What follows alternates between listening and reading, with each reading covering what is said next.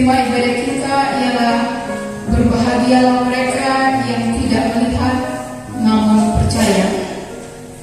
Berhubungan dengan tema ini, kami telah memilih sebagai nas pembimbing di dalam 1 Korintus 15 ayat 3 sampai ayat yang kelima. Firman Tuhan berkata, sebab yang sangat penting telah kusampaikan kepadamu, yaitu apa yang telah kuterima sendiri, ialah bahwa Kristus telah mati karena dosa-dosa kita, sesuai dengan kitab suci, bahwa ia telah dikuburkan, dan bahwa ia telah dibangkitkan pada hari yang ketiga, sesuai dengan kitab suci, bahwa ia telah menampakkan diri kepada Kefas, dan kemudian kepada ke-12 muridnya. Mari kita berdoa. Bapa kami yang di surga, dikuduskanlah nama-Mu. Kami bersyukur kepadamu karena Engkau telah mengumpulkan kami dari rumah kami masing-masing untuk mengikuti persekutuan ibadah minggu. Tolong kami untuk memusatkan pikiran kami dalam ibadah ini, dan ibadah pada hari ini hanya boleh jadi di dalam nama Allah Bapa, Anak, dan Roh Kudus. Amin.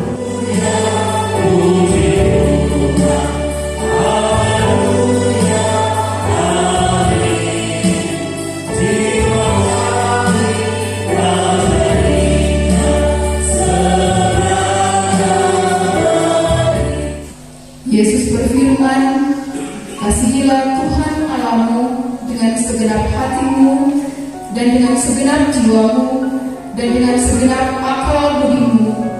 Itulah hukum yang terutama dan yang pertama. Dan hukum yang kedua yang sama dengan itu ialah, kasihilah sesamamu manusia seperti dirimu sendiri.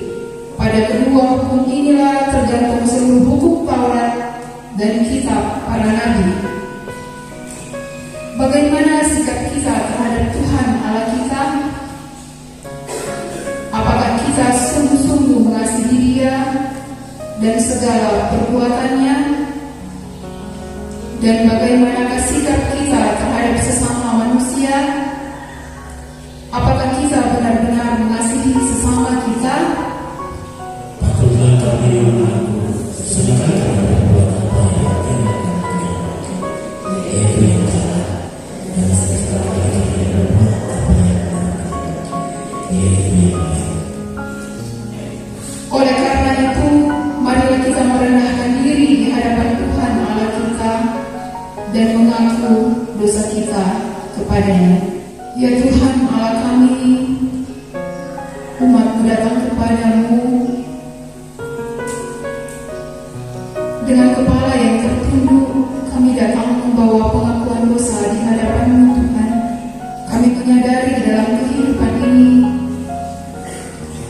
kami begitu mudah berada dalam pencobaan dan godaan yang begitu menggiurkan, yang menguji iman, keteguhan kami di hadapan-Mu.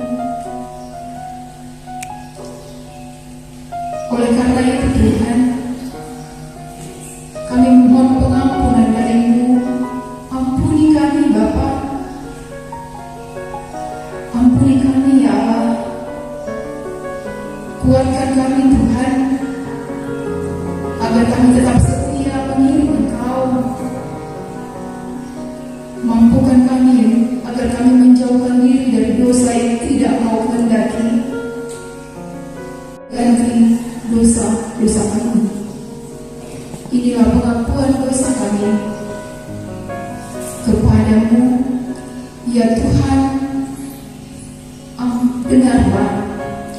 Ya Tuhan, ampunilah. Amin.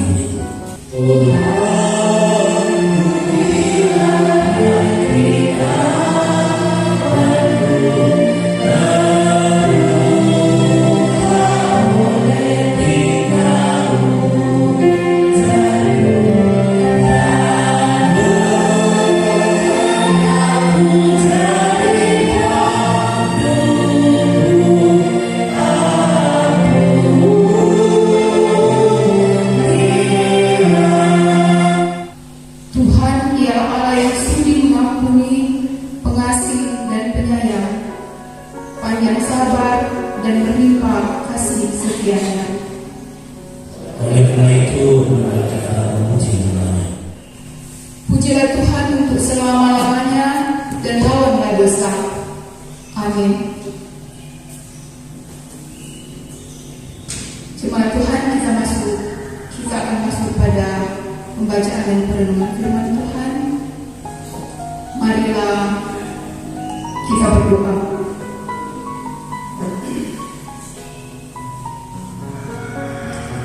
Ya Allah, di dalam nama Yesus Kristus, tibalah saatnya bagi kami untuk dibaharui oleh kebenaran firman-Mu. Mampukanlah kami semua untuk mampu memahami isi hati Allah melalui firman-Mu yang tulus. Oleh karena itu, bukalah mata, hati, dan pikiran kami ya Roh Kudus. Mampukan dan layakkan hamba yang Kau utus sebagai pembawa berita anugerah Allah. Pembacaan Alkitab kita di sepanjang minggu yang berjalan ini sesuai dengan PPJ terdapat di dalam Yohanes pasalnya yang ke-20 ayatnya yang ke-19 sampai ayatnya yang ke-29. Kita akan membacanya bersama-sama. Ada dua perikop. Yang pertama, Yesus menampakkan diri kepada murid-muridnya, dan perikop yang kedua, Yesus menampakkan diri kepada Thomas. Ketika hari sudah malam pada hari pertama minggu itu, berkumpullah murid-murid Yesus di suatu tempat dengan pintu-pintu yang terkunci karena mereka takut kepada orang-orang Yahudi. Pada waktu itu datanglah Yesus dan berdiri di tengah-tengah mereka dan berkata, "Damai sejahtera bagi kamu." Dan sesudah berkata demikian, Ia menunjukkan tangannya dan lambungnya kepada mereka. Murid-murid itu bersukacita ketika mereka melihat Tuhan. Maka kata Yesus sekali lagi, "Damai sejahtera bagi kamu. Sama seperti Bapa mengutus aku, demikian juga sekarang aku mengutus kamu." Dan sesudah berkata demikian, Ia mengutusi mereka dan berkata, "Terimalah Roh Kudus. Jikalau kamu mengampuni dosa orang, dosanya diampuni. Dan jikalau kamu menyatakan dosa orang tetap ada, dosanya tetap ada." Tapi Thomas berkata kepada mereka, "Sebelum aku melihat bekas paku pada tangannya, dan sebelum aku mencucukkan jariku ke dalam bekas paku itu, dan mencucukkan tanganku ke dalam lambungnya, sekali-kali aku tidak akan percaya."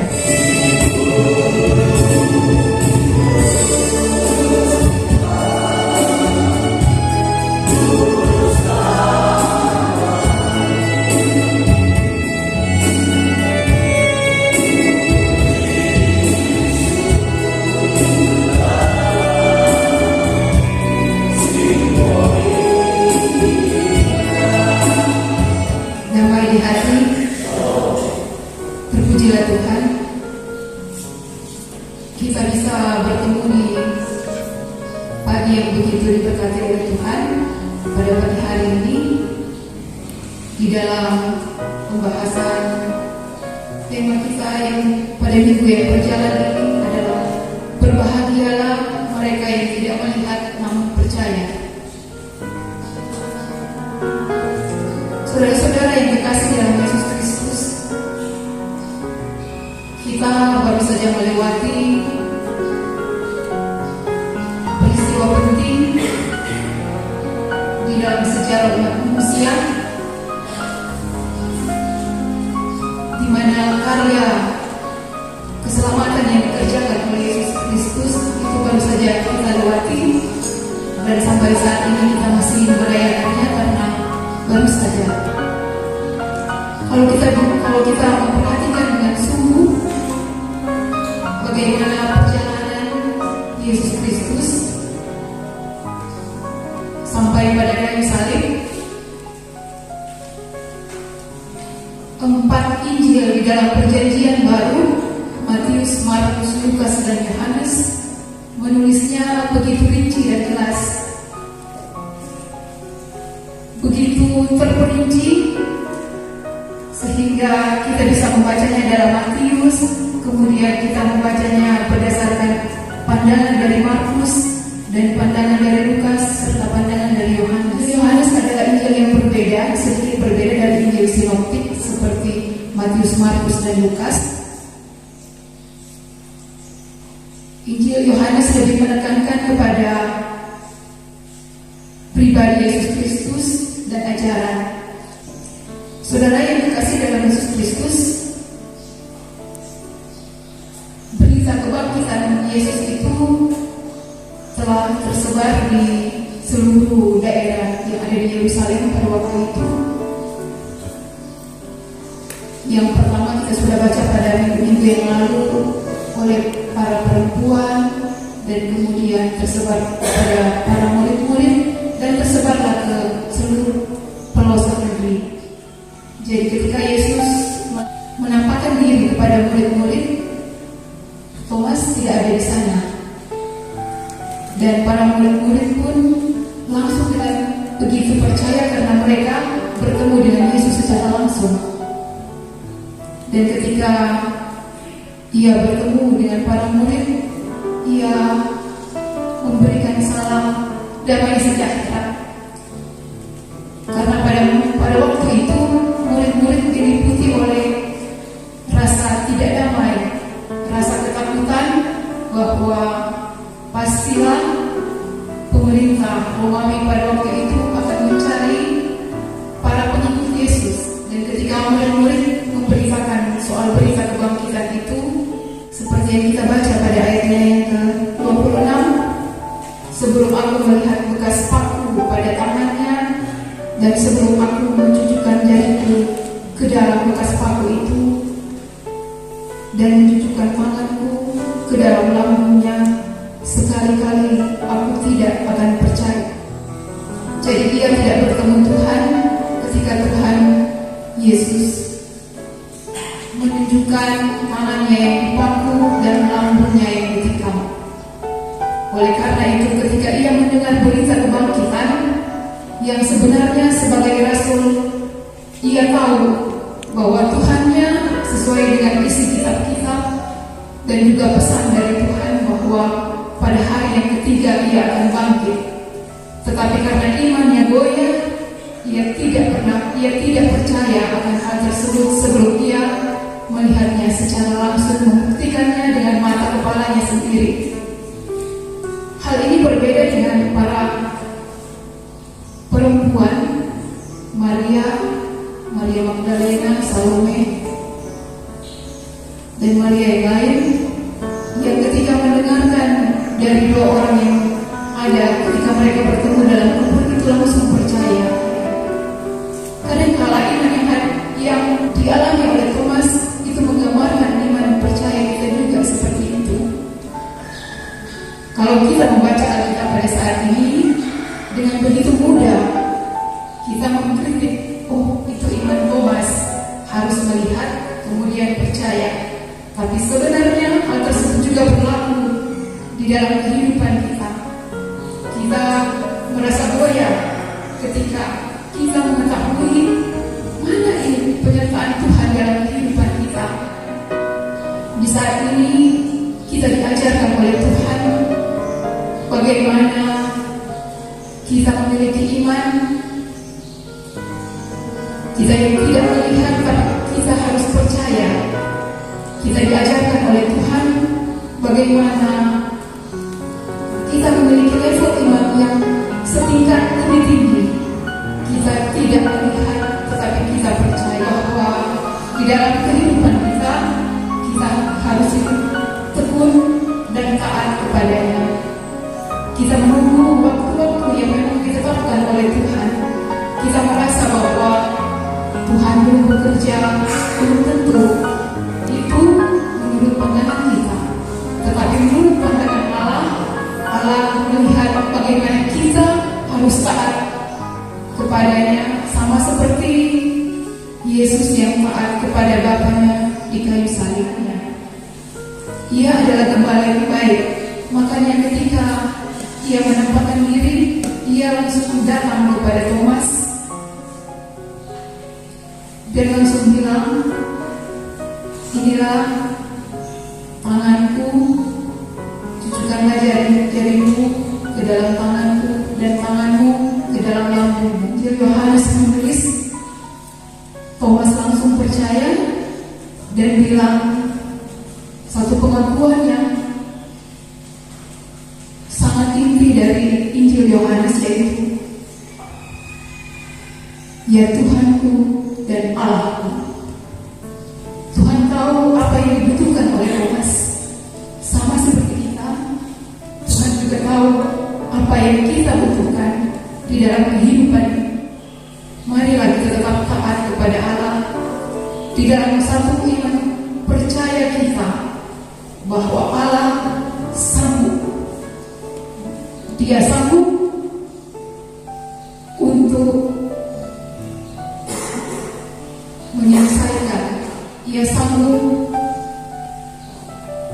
untuk bisa membebaskan kita dari permasalahan yang kita alami, yang kita hadapi. Kita hanya butuh kepercayaan kepada Tuhan. Tanpa melihat Tuhan, kita bisa percaya. Satu level iman yang diperlihatkan oleh Thomas, dan juga bisa kita miliki sampai pada saat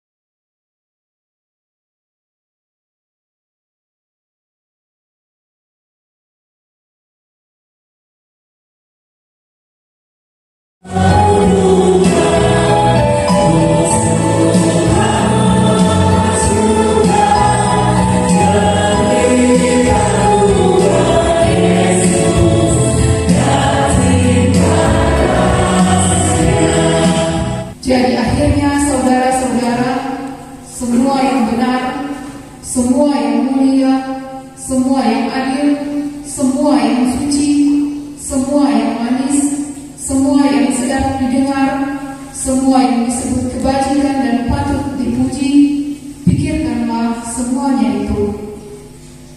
Sampaikanlah salam kepada saudara-saudari kita yang sakit, yang sudah lanjut usia, yang tidak bisa beribadah bersama dengan kita di saat ini, dan terimalah berkat Tuhan.